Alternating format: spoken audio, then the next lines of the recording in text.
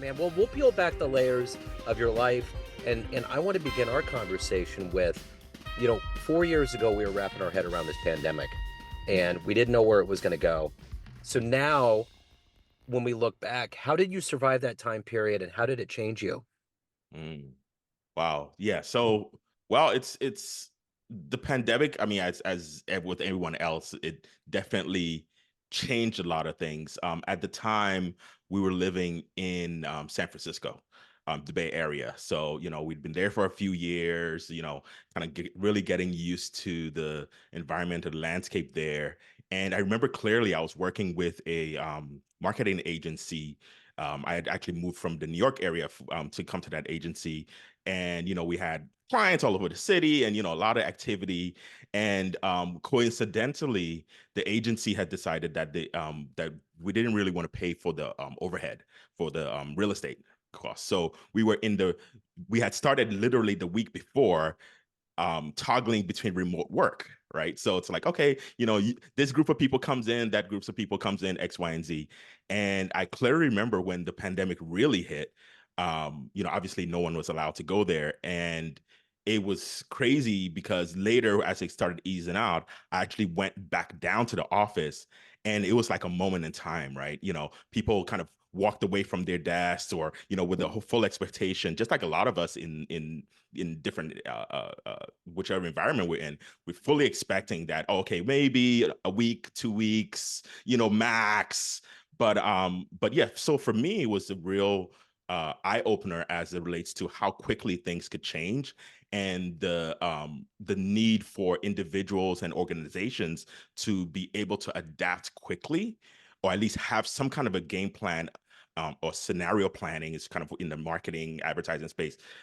Is kind of what we talk about. Like, okay, if this happened, nobody could have predicted a pandemic, but there are elements of pandemic, that if we're looking back, we could say, well, we could have anticipated certain things and come up with a plan. And I think that goes from organizations all the way down to individuals.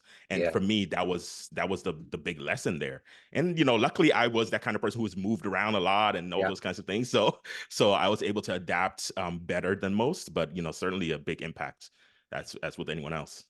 I'm an IT technician for a school district, and they gave everybody that Friday before off. I think it was the 12th. So to go Hmm. into the classroom, because we were essential workers, to Hmm. see it almost kind of looked rapturous. Like all of these Hmm. things were still out, and it was just really strange, man. Just like Yeah. some weird mausoleum that I was like, wow. It's just I know, right? It's like, whoa. whoa. You And only I see was it in taking television. yeah, and I was taking pictures too because I'm like, I know this is going to be a time period that I'm going to be like, this is strange. So, Yeah. so let's get to the heart and soul of what you do for a living. I'm going to put you in front of a bunch of third graders. Speaking of grade school, Hmm. it's career day. One of the kids says, "Hey, what do you do for a living?" How do you answer that child? So that's a great question. So the simplest way that I've been able to capture that is that I help businesses or individuals bring their big idea into the world, right? So you have a great idea, you want to create it, you want to get it to the right people. Like I'm the person that helps you figure out how you bring it. So it's almost like giving a present, right? You want to give a present to your parents or to someone else, but you're not sure how to package it and when to give it, all those kinds of things. I'm the person that comes in and say, hey, let's talk about your present. How do you want to package it? How do you want to bring it to that person so that that person, you can see the smile on that person's face? So I help people bring presents. I like it. They would love that. You would be their favorite guy. I know, right? Yeah. So, what did you want to be in the third grade? What was your dream? Oh my gosh. Um, I would say my dream was to be in design somehow. I mean, I wouldn't have articulated it that way. Yeah. But from my earliest memories, I remember so I grew up so I was born in Ghana, West Africa. Mhm. And then I spent a significant part of my early life in Liberia, which is another country in West Africa. So, there, we had a lot of things going on. We're in a major city, so a lot going on. And I remember, coming from school every day, and we would sit there. And at that time, television didn't come on till I would say probably like 4 o'clock. We had like one channel, that kind of stuff, right? Some of us who are old enough, even in the US, kind of remember that. So my brother, my sister, and I, what we would do a lot of times is come up with stories, right? Hey, we'd read comic books, then we'd come up with these stories. Hey, this person did this. And then, like, my brother and I specifically started creating our own comic books. So he was actually the person who would come up with the story.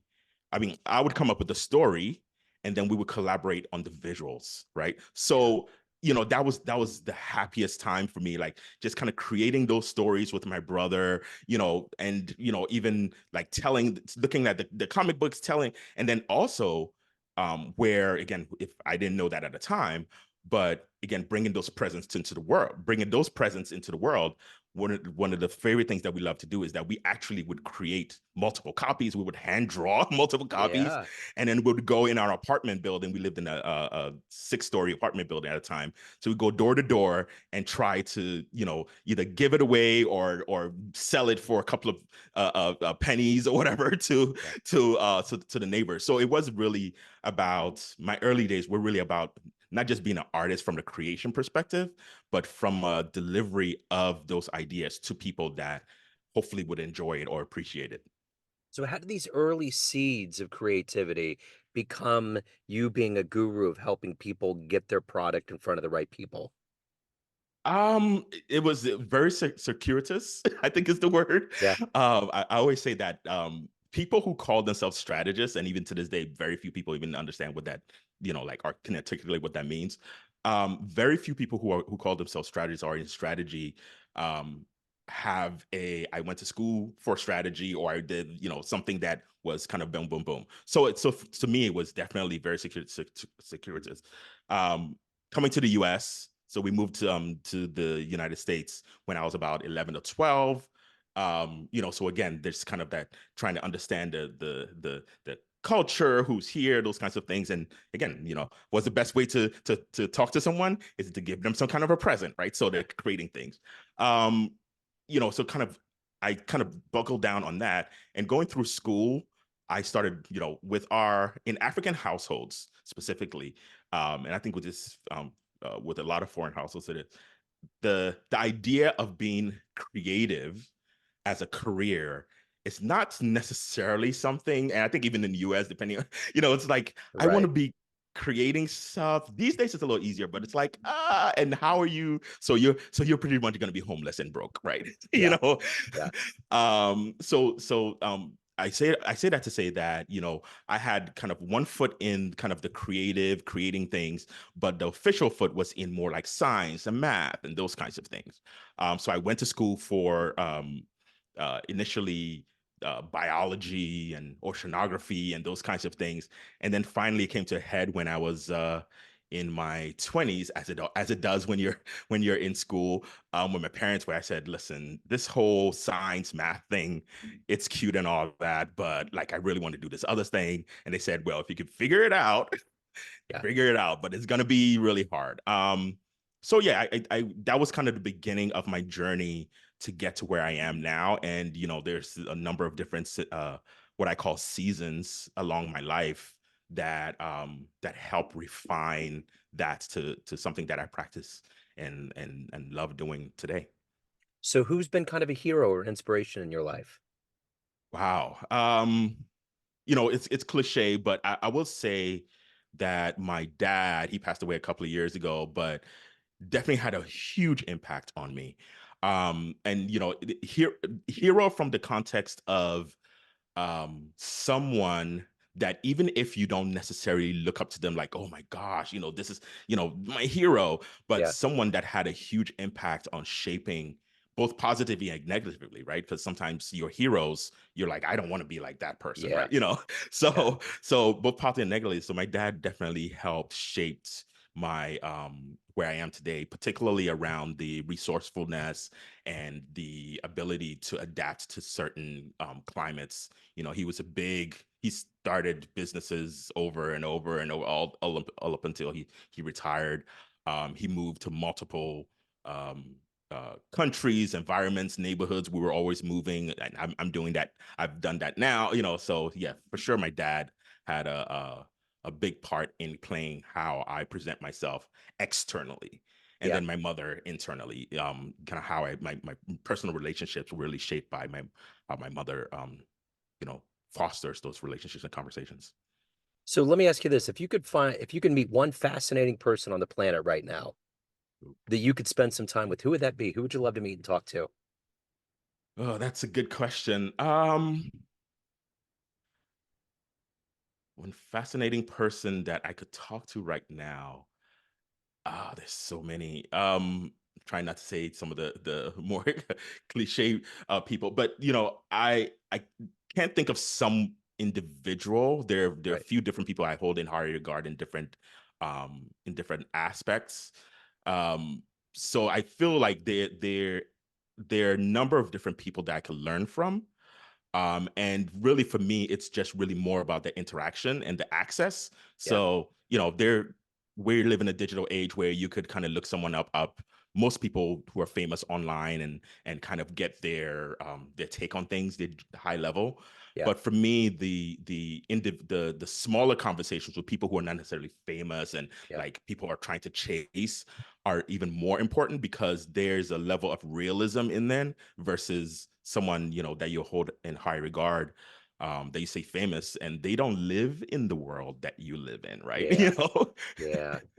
That's Yeah. very well said. Let me ask you this. What is your drive and motivation to wake up, to do the good work that you do, to help your clients get to that place they want to be at, and to also evolve as a human being yourself?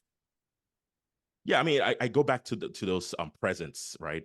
And bringing ideas or initiatives, out into the world. My mission really is I worked for a number of years uh, with famous people, right? Mick Jagger and Jennifer Lopez and Prada, like so famous people and huge brands, right? Working with Prada and PUMA and Mercedes Benz and those kinds of things. And even with celebrities themselves, right? So I've gotten a chance to observe how they get to where they are and how they stay where they are.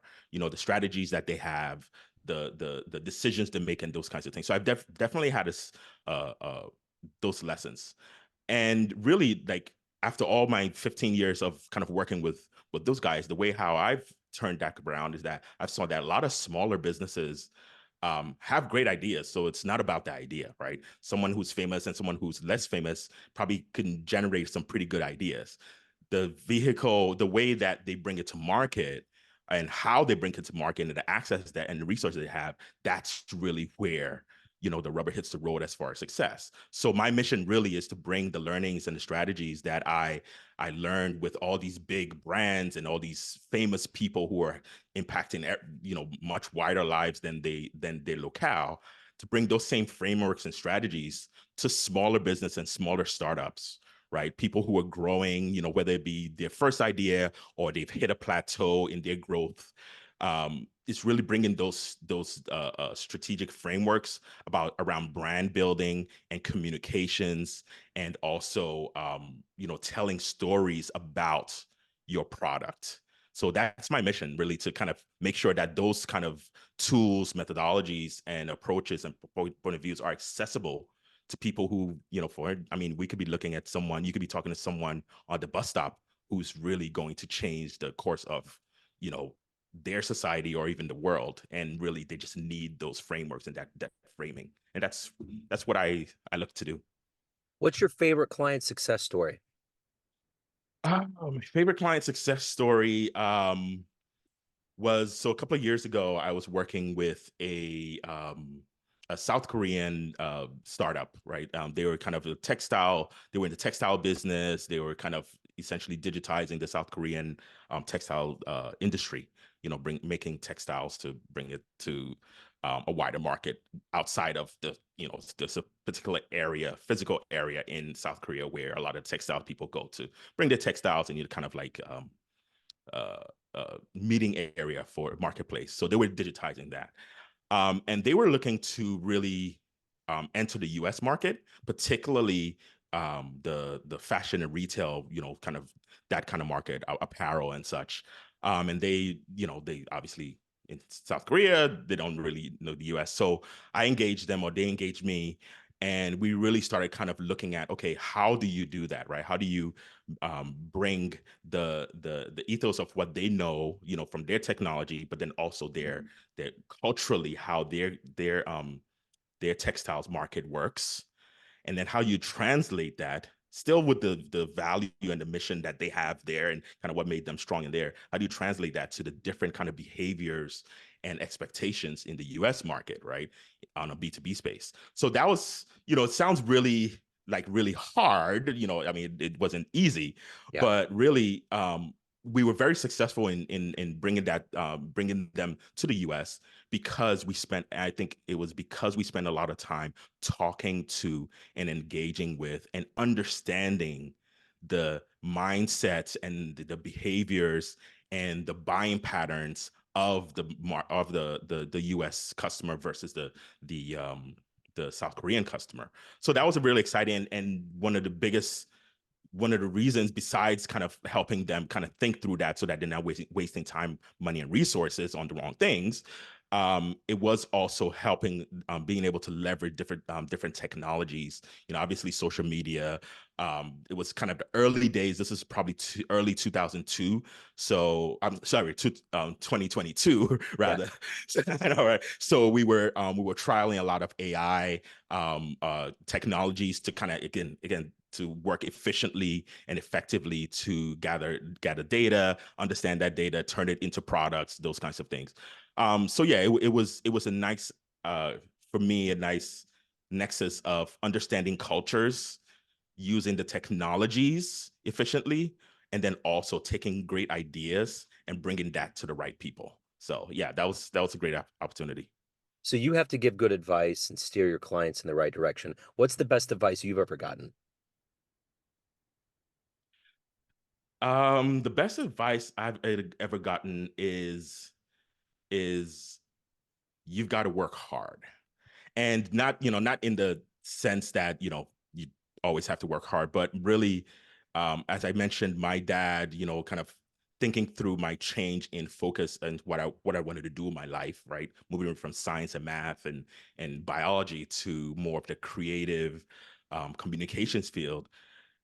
He told me that you can go that path, but you have to realize that you're going to have to work hard, but it's not an easy path, right? And that was the context that he gave me.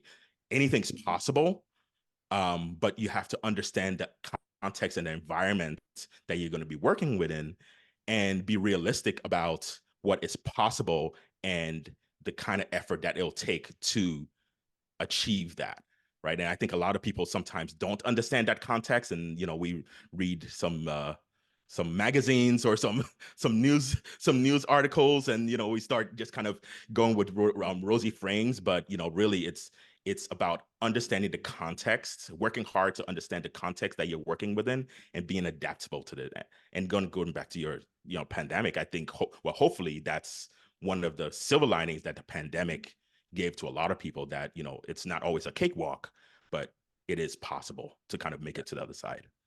So of all the things that you've done and evolved into, what are you the proudest of? um I'm proudest of being a dad now, right? Yeah. So I have a son who's 10, so he's 10 going on 11. So he's getting to that, he's at that age now where he's kind of understanding context of things and how things relate. So it's a really exciting time for me because it also helps me think about kind of the things that I've done and things that I'm involved in, but more from the lens of like what he's seeing and how I can kind of digest that and break that apart and give him the parts of it that I think are valuable. So it's a good reflection for me to kind of see like what's the extraneous things and what the part that matter, but then also the conversation having, as you when you said explain Yeah.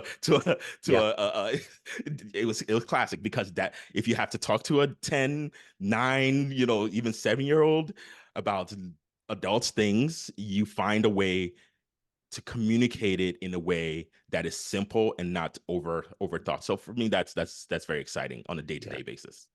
So everyone has a perception of you, family, friends, clients, but you run the show. What's your perception of you? Who do you think you are? Um, I think I'm the enabler, the amplifier, if that's the thing. So I've always been, I am that person that people call for advice on, not relationships, and I mean, yes, that too, but like, how do you figure out this tough problem, right? I don't understand what is, how to reach. I'm trying to get to this goal, this end goal. I want to launch a product, or I want to move somewhere else. I want to figure out this technology. What do you think? How should I be thinking about that? What's the most efficient way? So that I thrive on that. I'm happy that because I do like to have that role in the relationships that I have, like helping people figure out how to go from where they are right now to where they need to be in the most effective and efficient way. Because you can spend a lot of time doing all the wrong Yeah, things. for sure. So speaking of, if anyone wants to hire you, reach out, learn more about you, anything about your world, what's the good business? Yes, yes. So my company is called the Brand Sensei, like Sensei. Yeah. And again, going back to what where that's what we do, right? So we help growing businesses really kind of figure out both the marketing and technology landscape, and how to both leverage that to bring their market to bring their product to life, but then also reach and extend their into the customers that matters to them. And you can find us at thebrandsensei.com. Or actually, for the listeners of this, I actually created a resource, particularly around AI. I know a lot of people are trying to figure out how to use it. Should they use it? Should they not use it? So there's a free assessments that we created to kind of help people take that to at least figure out where they need to focus. And you can find that at thebrandsensei.co, brandsensei.co/famous. So it's thebrandsensei.co/famous, and you can find that AI assessments there, and you can find a lot of information about me and what I do, and certainly reach out. And like, always happy to help people and help guide them to where they need to be. Excellent. I will put that in the show notes. Kofi, this has been so nice. Thank you so much for your story, for your time. Keep spreading the good business and the good word out there. Thank you, Joe. Pleasure. Thank you, sir. Thank you for having me.